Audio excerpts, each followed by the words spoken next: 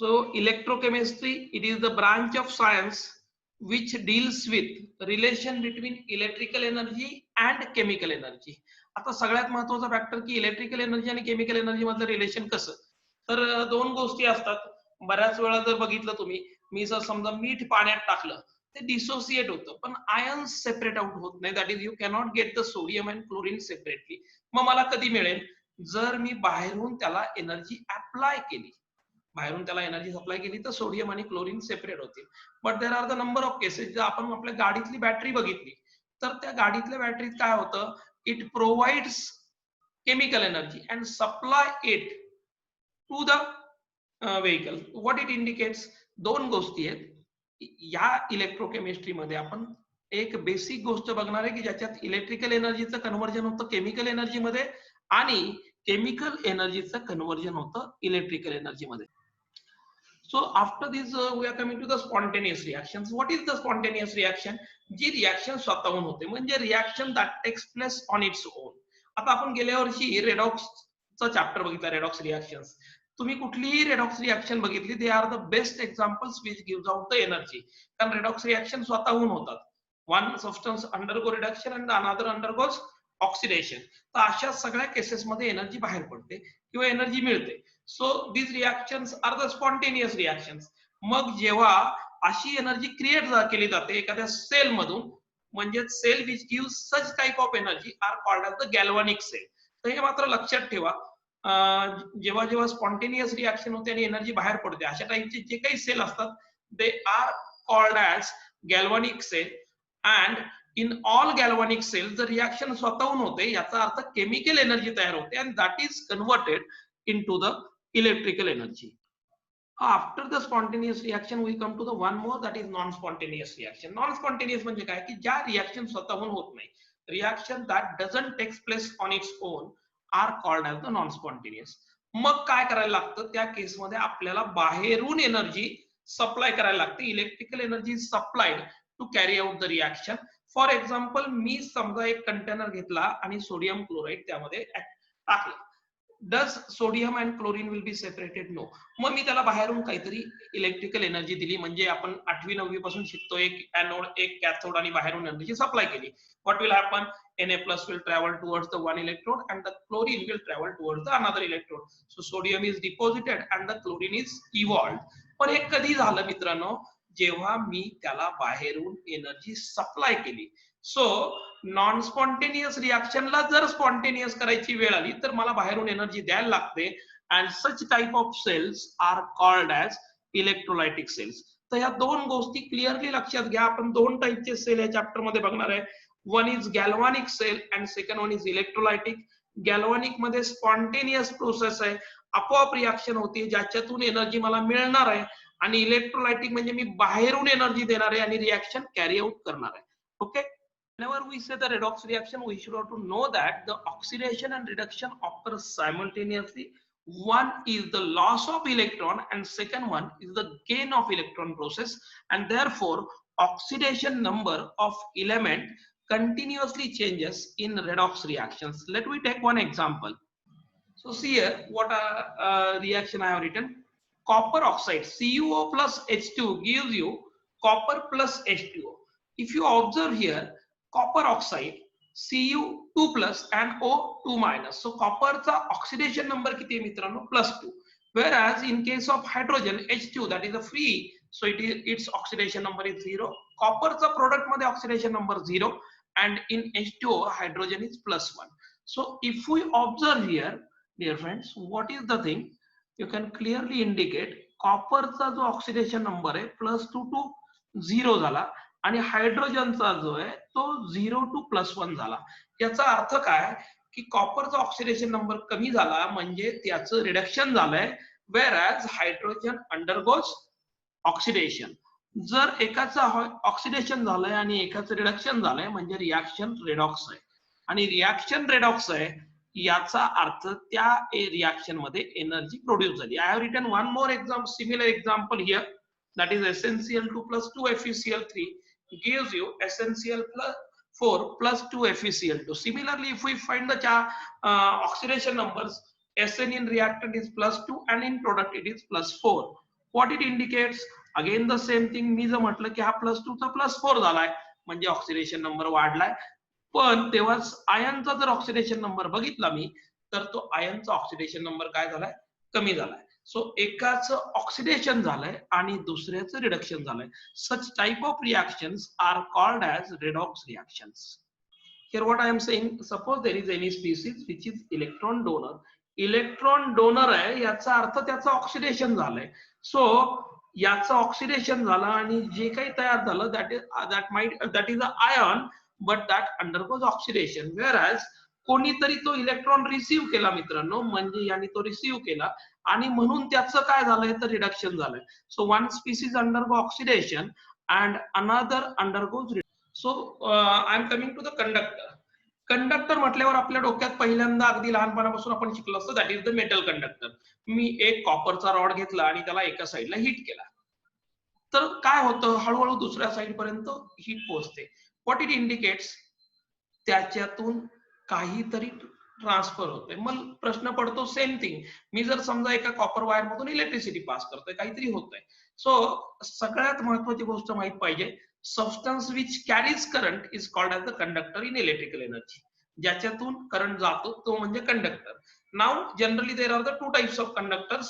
One is electronic conductor, तो तुम्ही regular physics मध्ये बघता, but apart from that in case of chemistry we are generally concentrating on one more, that is the electrolytic conductor. थोडंसं detail मध्ये जाऊयात आपण.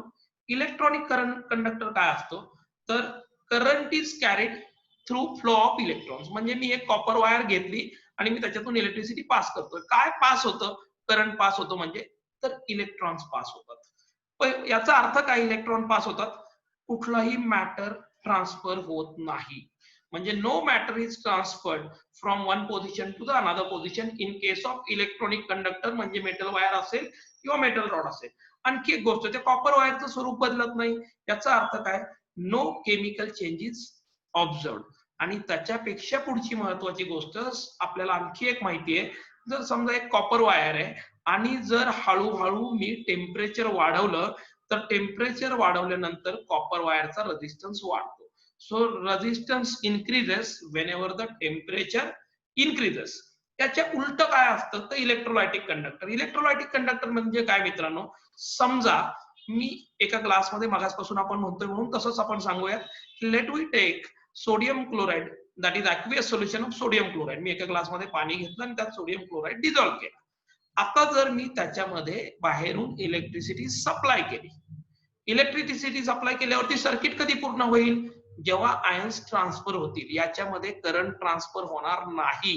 मग काय होईल, मी जर या केसमध्ये विचार केला मित्रांनो, तर या केसमध्ये सपोज मी असं दाखवतोय की एक कंटेनर आहे, एक कॅथोड आहे, एक एनोड आहे, पण याच्यामध्ये काहीतरी सोल्युशन आहे. तर एक मी जेव्हा बाहेरून इलेक्ट्रिसिटी सप्लाय करतो तेव्हा सोडियम क्लोराइड सेपरेट होईल, that it gives Na plus and Cl minus. Negative ion will travel toward the positive electrode and positive ions will travel toward the negative. आणि मग काय झालं याचा अर्थ त्या सोल्युशन मध्ये कोणीतरी ट्रान्सफर झालं. कोण ट्रान्सफर झालं, आयन ट्रान्सफर झाला. सो काय आहे की current is carried through transfer of ions. Example मी तुम्हाला सांगितलं आताच की इलेक्ट्रोलायसिस ऑफ NaCl, म्हणजे याच्यात ऍक्च्युअल मॅटर मायग्रेट झाला, क्लोरीन एकीकडे गेला आणि सोडियम एकीकडे गेला. याचाच अर्थ काय, जे काही मी तुम्ही सोडियम क्लोराइड घेतलं होतं त्याचं डिसोसिएशन झालं. डिसोसिएशन झालं म्हणजे काय झालं, तर त्याच्यात केमिकल चेंज झाला. So chemical changes are involved and in this case सगळ्यात महत्वाची गोष्ट, मी जेव्हा जसं टेम्परेचर वाढवेल तसं नंबर ऑफ आयन जास्त ट्रान्सफर होतील, म्हणजे रेझिस्टन्स कमी होईल. तर हा एक मेजर डिफरन्स आहे की जो बहुतेक वेळा विद्यार्थ्यांना कळत नाही की इलेक्ट्रॉनिक कंडक्टर काय आणि इलेक्ट्रोलायटिक कंडक्टर काय. तर कायम समजून घ्या, एकीकडे मेटल रॉड कन्सिडर करा आणि एकीकडे इलेक्ट्रोलायटिक सोल्युशन कन्सिडर करा. एकीकडे मॅटर इन्व्हॉल्व नाहीये, एकीकडे मायग्रेशन आहे म्हणजे मॅटर इन्व्हॉल्व आहे. एकीकडे कसलाही केमिकल चेंज होत नाही in case of electronic conductor, whereas in case of electrolytic there is a chemical change, and in one case resistance increases along with the temperature, whereas in another case, that is in electrolytic, resistance decreases along with the temperature. आपण येऊ resistance कडे.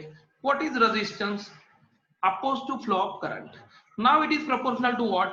एक लक्षात घ्या, resistance is directly proportional to the length of a conductor and it is inversely proportional to the area.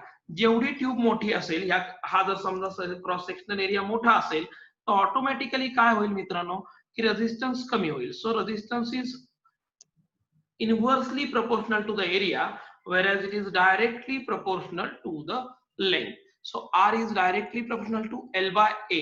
But whenever we say R is directly proportional to L by A, that means I have to introduce equality sign. So what I am saying, R is equal to some constant into L by A.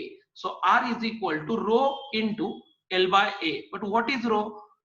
So rho is called as the resistivity. So R is equal to rho L upon A. Now whenever I say R is equal to rho L upon A, the rho is resistivity. So you are already knowing the resistance is generally given in ohm.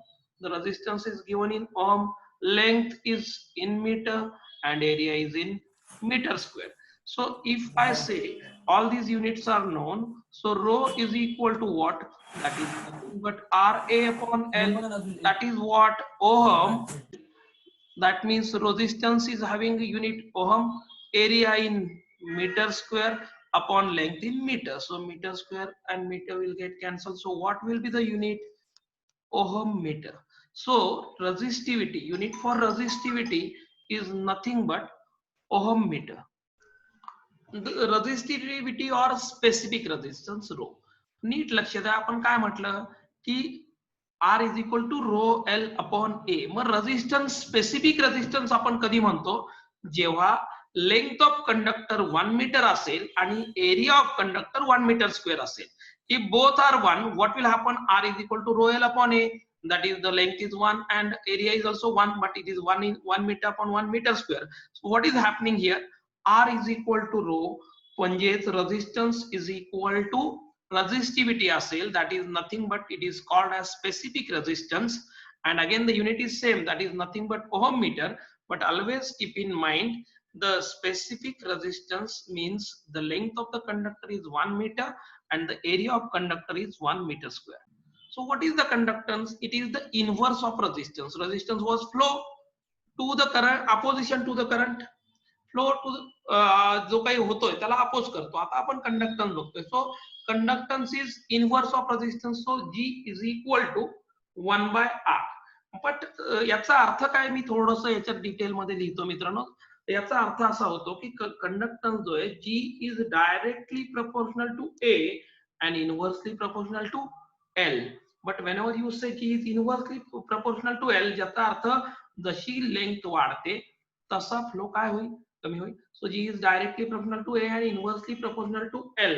So you can say G is equal to, proportionality sign टाकतो मी मध्ये, G is equal to KA upon L, or in more detail I can say K is equal to GL upon A. Now the question comes, what is this K? So proportionality constant, जसा मगाशी मी row टाकला होता मित्रांनो, इकडे बघितलं तर त्याला आपण रेजिस्टिव्हिटी म्हणत होतो, तसा हा जेव्हा K टाकतो आपण proportionality constant, this proportionality constant is called as conductivity. So what is the conductivity?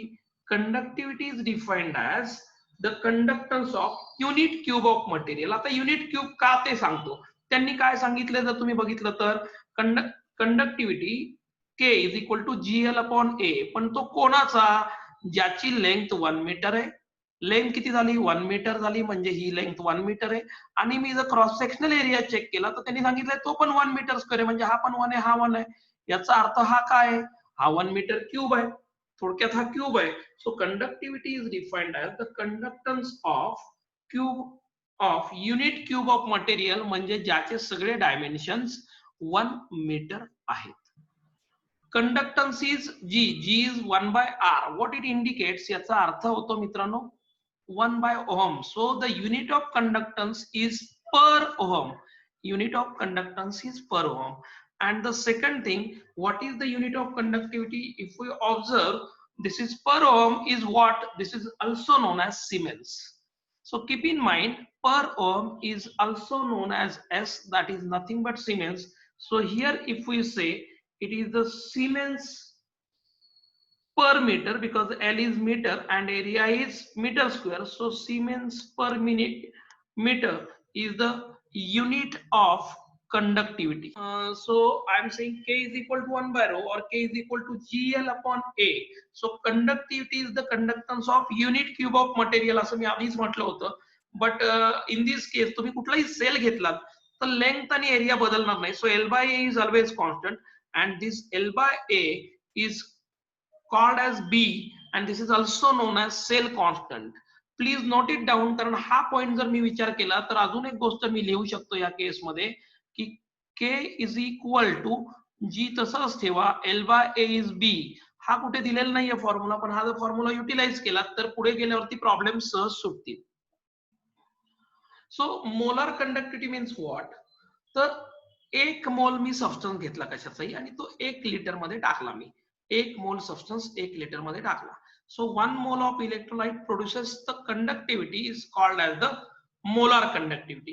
तर याच्या आधी आपण काय बघितलं मित्रांनो, याच्या आधी आपण बघितली नुसती कंडक्टिव्हिटी म्हणजे K, kappa. Kappa is 1 by rho. But what is the molar conductivity? मी काय म्हटलं आता, मी समजा 1 लिटर सोल्युशन घेतलं कशाचं तरी, मी 1 लिटर सोल्युशन घेतलं आणि त्याच्यामध्ये 1 मोल डिझॉल्व्ह केला. 1 mole is dissolved in 1 liter. Okay, so that is called as the molar conductivity. पण मग याचा अर्थ युनिट काय होईल? 1 लिटर म्हणजे किती? 1 DM cube. So it is called as the mole per litre और मोल पर डीएम क्यूब. पण बऱ्याच वेळा आपण जेव्हा सेल वापरतो तेव्हा सेंटीमीटर क्यूब मध्ये युनिट लिहितोय. So I should have to know what is 1 litre. 1 litre is nothing but 10⁻³ centimetre cube. मग जर मी 10⁻³ सेंटीमीटर क्यूब लिहित असेल तर काय होईल? This will become 1000 K/C. So keep in mind lambda is equal to 1000 K/C. आता बऱ्याच वेळा लोकांना प्रश्न होतो, सर हा 1000 कुठून आला? तर हा 1000 because it is the 10⁻³ centimetre cube. So I am converting that into the centimeter cube. So I am saying it is 1000 K/C, where it is mole per cm cube. Mole per cm cube. कारण मोल पर cm cube मी का म्हणतोय, कारण आपल्याला माहिती आहे 1 मोल मी कशामध्ये डिझॉल्व्ह केले? 1 लिटर मध्ये. 1 cm cube मध्ये नाही केले. याचा अर्थ 1000 cm cube मध्ये मी 1 डिझॉल्व्ह केला. So that is 1000 K/C. So molar conductivity is defined as the 1 mole of electrolyte produces that conductivity, that is nothing but the molar conductivity.